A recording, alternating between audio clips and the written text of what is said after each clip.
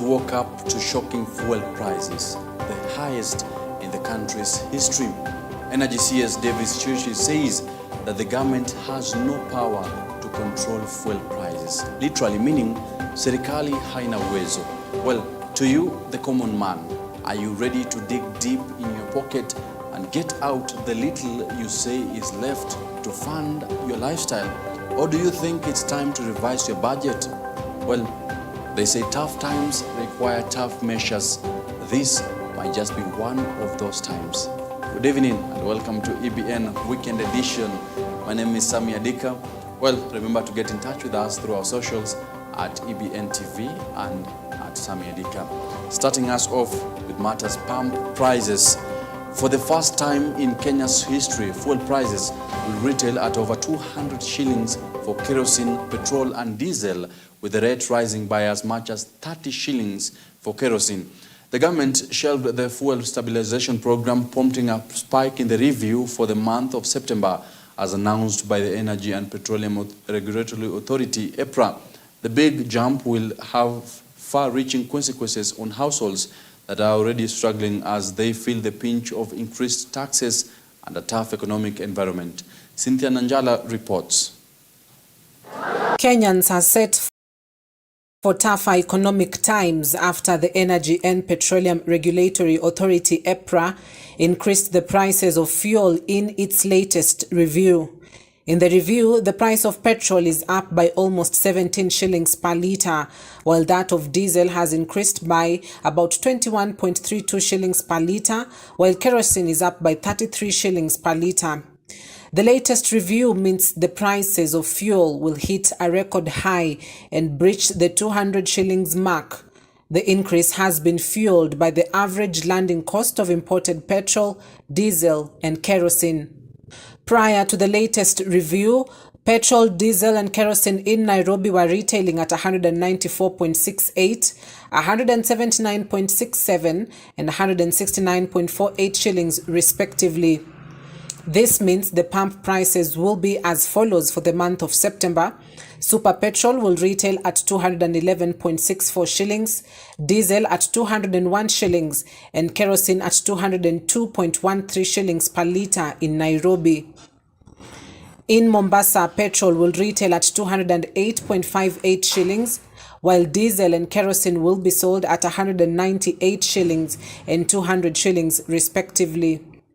In Nakuru, a litre of petrol will retail at a cost of 210.63, while diesel will retail at 200.40 and kerosene at 202.01 shillings. Northeastern counties have recorded the highest prices due to their geographical area.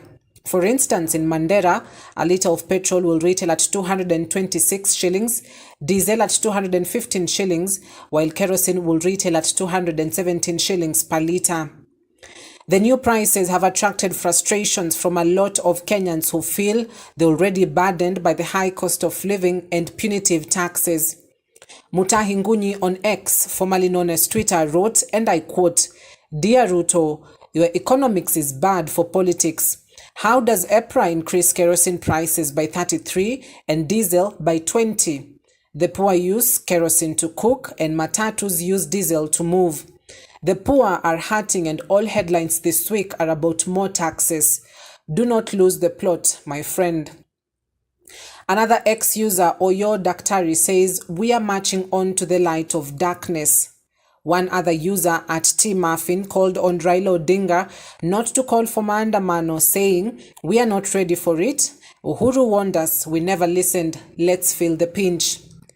However, Cabinet Secretary for Trade Moses Kuria has hinted at even higher prices, saying the global crude prices are on an upward trajectory, and that for planning purposes, Kenyans should expect pump prices to go up by 10 shillings every month till February. In a presentation on Friday ahead of the release of pump prices, EPRA Director General Daniel Kipto said the high pump prices were out of government's control and were attributed to by the global daily demand. And from where we sit as a regulator, we see this trend continuing towards the end of the year. What you see is just a graphical representation, and you can see where the numbers are going on an upward trend. So John, when you asked me what we are going to do today, I think that graph is indicative of where we may go. The rise in fuel prices will have a ripple effect on food and electricity prices, as most Kenyans depend on fuel for basic survival. Cynthia Nanjala for EBN Weekend Edition. Well, and still on matters fuel, Energy Cabinet Secretary Davis Chirchir and EPRA Managing Director Daniel Kipto say the government has no control over the fuel price increase. Appearing before the National Assembly Energy Committee, the stakeholders from the energy sector stated that the increase in fuel prices is due to uncontrolled global market factors. Prices are from OPEC, and there's nothing much we can do about. There's been some 3.6 million barrels cut on daily basis, about 4%, 3.6 to 4%.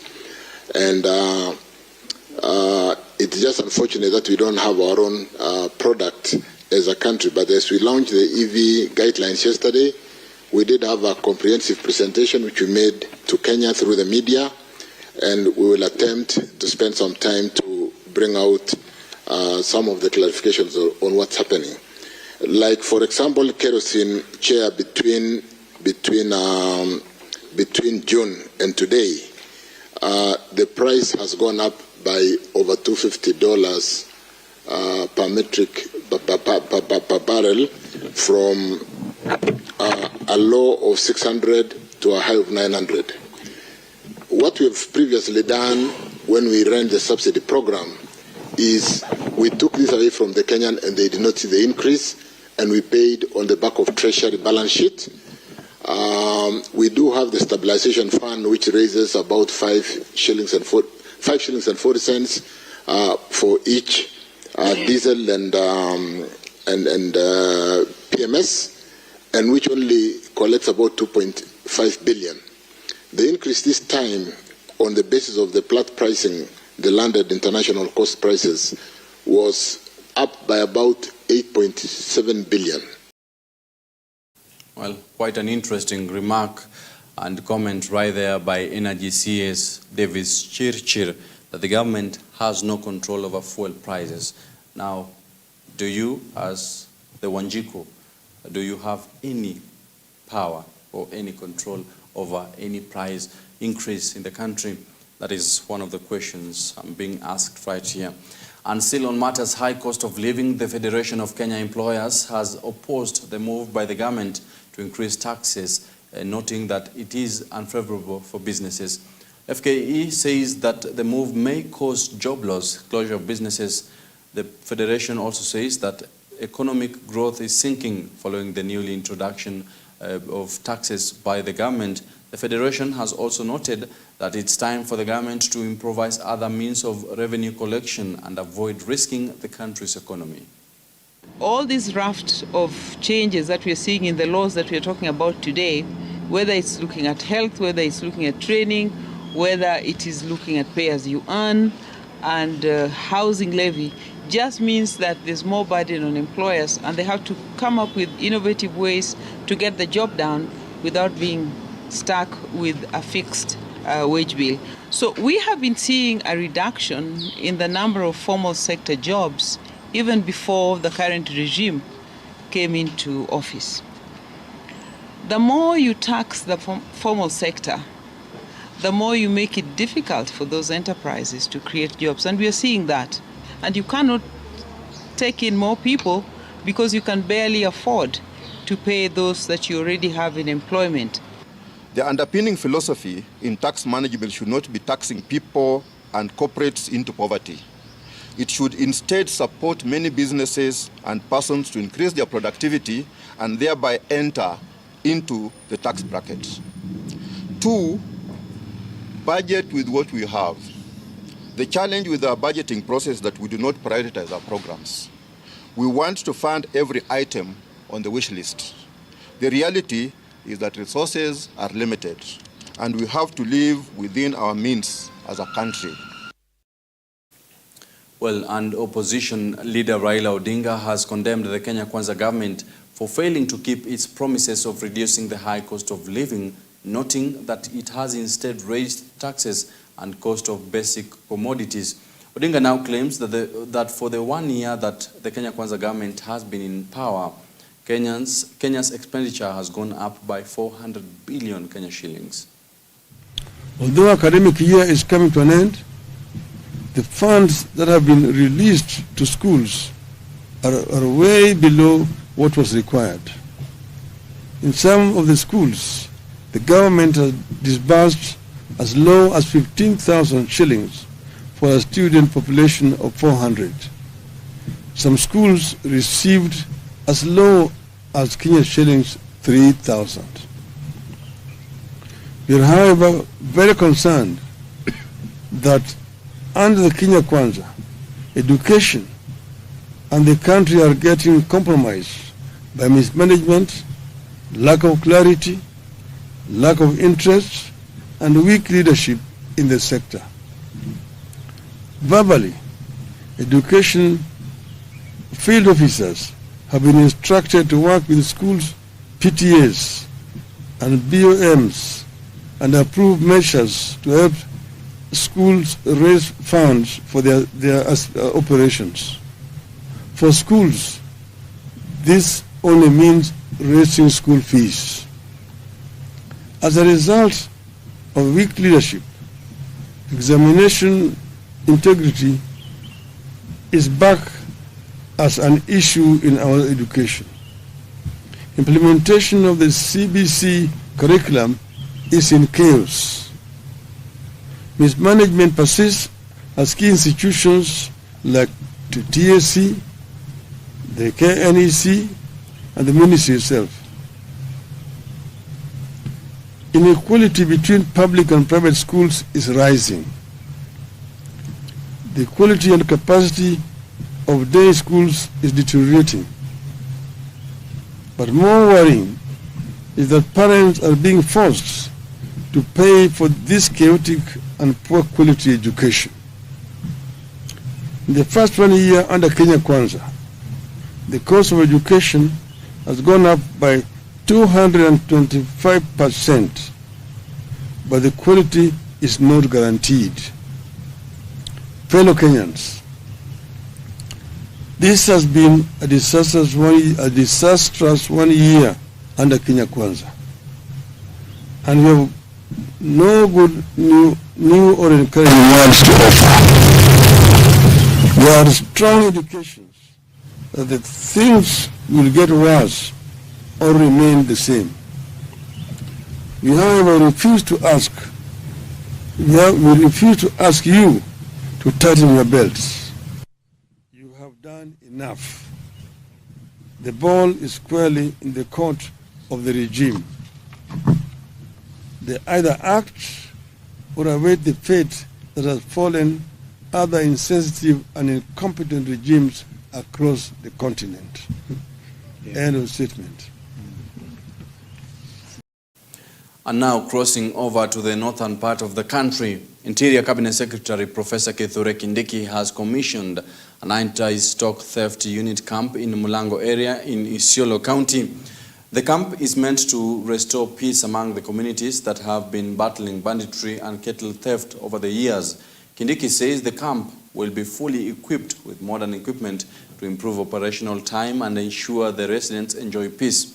The CS also stressed that his ministry will soon establish such camps in all banditry-prone regions and put to sleep such cases. Wamekuwa katika hii biashara. Mimi nataka niwaambie, siku za wizi wa ng'ombe, siku za kuua wenzako, siku zenu zimehesabiwa. Hawa maofisa ambao tumeleta hapa, hawajakuja hapa kufanya utalii. Hawajakuja hapa ati kuishi hapa na kuzurura hapa. Wamekuja hapa kutafutana na wakora, majambazi na wezi wa ng'ombe. Na tumewaambia ya kwamba imetosha sasa. Tumezungumza haya mambo mpaka imefika mahali mambo ya kuzungumza imetosha. Wewe ambao unaiba ng'ombe ya mwenzako, unachukua bunduki, unaua mama asiye na hatia, mtoto asiye na hatia, mzee ambaye hana hatia na kuchukua mali yako. Mimi nataka nikuambia ya kwamba tutaendeshana na wewe. Hakuna cha kuzungumza baina yetu kama vikosi vya usalama na wewe, na tutakufanya vile unatakikana kufanywa. Now on matters health, Kenya Medical Practitioners, Pharmacists and Dentists Union, KMPDU, in Nyamira County has issued a strike notice to Nyamira County government. The medics say starting 25th of September, they will down their tools if their grievances are not fully addressed. The Union Secretary General, Davji Atela, has noted that the doctors are not complaining of poor pay and are complaining rather of poor pay and working conditions, lack of promotions and inadequate medicine in the county hospitals. The medics now say it's time to address the raised issues fully as they have been impatient with the county government. Nyamira County, a strike notice actually lapsing on 25th September. Today we are here, we met the doctors over the 3 key issues we raised in our demand. One is to do with the promotions and designations. We have had doctors, actually Nyamira County for us is a very worst employer, whereby they don't look into the welfare of our members with regards to labor practices. So we have had doctors who have stagnated for so long, some as even more than 10 years. When the healthcare worker is not paid on time, the morale is low. If the healthcare worker is not employed on their rightful terms, the morale is low. The doctors who are in the hospitals, the consultants, and all these other cadres are frustrated. They're not able to actually serve the patients as expected. They don't have the drugs, they don't have the reagents, they don't have the equipment, and they are overburdened to the extent that we have doctors who have reported that even when they're sick, they have to come to the hospitals to offer services. Well, President William Ruto earlier on Friday arrived in San Francisco in the US for an investment meeting with top tech companies in US. The president will be meeting top tech companies officials, among them Apple, Intel, Microsoft, Google, among others, in a bid to have them invest in the country. The visit aims to enhance investment opportunities and trade relations with the United States. State House spokesperson Hussein Mohammed said in a statement that the president's next stop will be in New York City, where he will attend the 78th United Nations General Assembly session.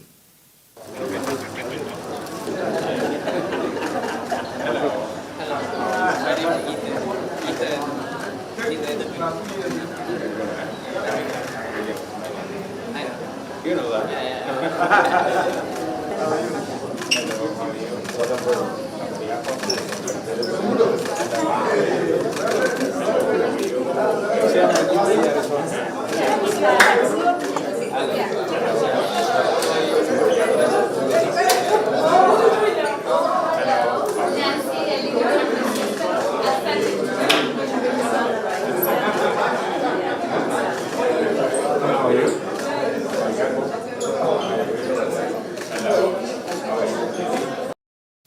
Well, and on matters tea production, 11 Kenya Tea Development Agency KTDA outlets have embraced orthodox type of tea, said to be on high demand in the international markets. Speaking with tea farmers in Kirinyaga County, orthodox tea specialist Festus Kambori has said that farmers who have embraced the new type of tea have started recording high income as compared to the usual tea produced in Kenya. Orthodox tea is a different method of processing from the same tea we get from the farmer. When it comes to the factory, we take it to a different line of manufacture, machine tofauti. Na hiyo machine kazi yake sana sana ni kufanya rolling, compared to the CTC where we cut it, tear it and tear it. So ile ya orthodox, it goes to different markets, or to the same markets we have CTC but as a different product. We are venturing into new markets in the world that do not consume CTC or consume both CTC and the orthodox. We are doing training, capacity building across the country, and currently we are doing for Zone 5 and 6 here at the Maita. Previously we had only 3 factories, so we have been increasing the number of factories, but even those ones that have been producing orthodox, as the market grew, like last year there was a high demand, So even the factories that were existing, they were able to increase their production, what they were doing per year. That is why we had a record 11 million. And we intend the same is we will continue increasing. We hope the demand will still be there. We have more factories coming on board. This year we are likely to have 2 factories coming on board. 2 of them are in Kirisho. And many more are coming on board. Actually we have, in the queue, we have 29 factories that want to come to Orthodox production. Yenyewe ile chai yote tulikuwa nayo karibu almost 22 million kilograms of green leaf. Kitu kama around 5 million kilograms silienda Orthodox. Over 800,000 elderly citizens and people living with disabilities have been registered under the Inua Jamii program. Speaking during the inspection of the registration exercise in Kunyak, Kipkelion West, Kericho County, Labour CS Florence Bore noted that the government is committed in ensuring the vulnerable are well catered for. The government has set aside 26 billion Kenya shillings to distribute to 1.2 million Kenyans through the program. Kericho County has so far registered 17,000 people under the same program. Serikali inalipa na imelete watu karibu nusu milioni plus wale 1,200, wote wamefika 1,700 wenye wanawekwa kwa register this year na wengine bado watapetiwa. Yangu nataka kusema kwamba kama serikali tuko na juhudi ya kuensure kwamba tumekuwa na private sector ama the donors wakuja wa support zile pesa ambayo tunatoa kama serikali. Currently tuko na bill inaitwa Social Assistance Fund bill ambayo tunataka kuitengeneza, kuichukua bungeni ndio tuweze kupata donors watupatie pesa ya kusaidia wale ambao hawajiwezi kwa society. Tunaendelea kuandikisha watu na tunataka kuhimiza kila mtu ajitokeze ndio tuweze kuandika tuwaweke kwa program ya Inua Jamii. And Migori County Water and Energy Department, in collaboration with the Water Police Unit in the county, have intensified operation to end unauthorized water connections in Migori County. The 2-week operation is set to pursue legal actions against those found culpable and recover unpaid water bills. From the department and the Miwaskol, moving around various units in Migori, the schemes in Migori, to do this exercise. So feel vigilant that you should provide full information. If you are our client, feel free to provide information how you received water, whether you are paying or not, and if there are issues to be sorted out, they can be forwarded to the office for discussion. Migori Water experiencing 48% of non-revenue water. It's an indicator that 48% of Migori water it's being lost. Now we have to ask ourselves why Migori water is experiencing 48% of non-revenue water. So the exercise will be a 2-week exercise, and we believe that at the end of the exercise we should have generated some good money. Our target was that at least we need to generate at least 8 million shillings to be able to help us move forward. That is the minimum that we expect to raise from this exercise. Well, and Homa Bay County has joined other counties in taking proactive measures to ensure disaster preparedness and reduce the impact of El Nino rains. Speaking during the launch of El Nino Interagency Preparedness Plan, Homa Bay County Governor Gladys Wanga has stressed on the need to secure the county residents and their properties and avoid diverting development funds to supporting them after the rains. Wanga also urged the county residents to be vigilant and work with the relevant authorities to ensure their safety. The plan also integrates these vulnerable groups, and the planning is done together with them. Then there is the whole monitoring and evaluation of our interventions and the impact of our interventions. So we want to ensure that the affected population are supported and that we lay down proper recovery measures post-El Nino. Of course, this involves building climate resilience and ensuring climate adaptation within our communities. So the success of this plan rests upon the collective efforts of all of us. I implore the residents of Homa Bay County to remain vigilant and well informed about the weather conditions. It is imperative that you adhere to the instructions and warnings issued by the relevant authorities to ensure your safety. I wish to underscore the significance of community preparedness in this response. We must come together and identify vulnerable areas, taking the necessary steps to safeguard our homes and property. This involves the clearing of drainage systems, which we are going to start doing right now at Sokomjinga, reinforcing infrastructure, especially within our informal settlements, and Danish and his team, together with Ogola, who are working together to prepare plans and designs for infrastructure that we intend to put up around our informal settlements to ensure that they are well prepared before the rains begin, and having readily available emergency kits. I'd like to, I want to assure you of our unwavering commitment to mitigating the impact of El Nino, and in times of crisis, we must unite and strive to be each other's support system. I urge each and every one of you to play your part by staying informed, being prepared, and supporting one another during this trying period. Together we can overcome the challenges posed by El Nino and build a more resilient Homa Bay County. Asante sana, and thank you very much for making time to come at very, very short notice. Speaker, I know all of you are on your way to other things, but emergencies are responded to in this manner. You really can't give 2-3 weeks notice, because, you know, when things are emergency, they are emergency. Well, that right there marks the end of EBN Weekend Edition tonight. Many thanks for tuning in. Well, I do hope that you will be able to cope with what the fuel prices that are currently running. We do hope that come 14th October, the revision will lower the prices and not take it up to 220. Well, 33% increase is quite a lot for petrol and 20% for kerosene. Well, good night.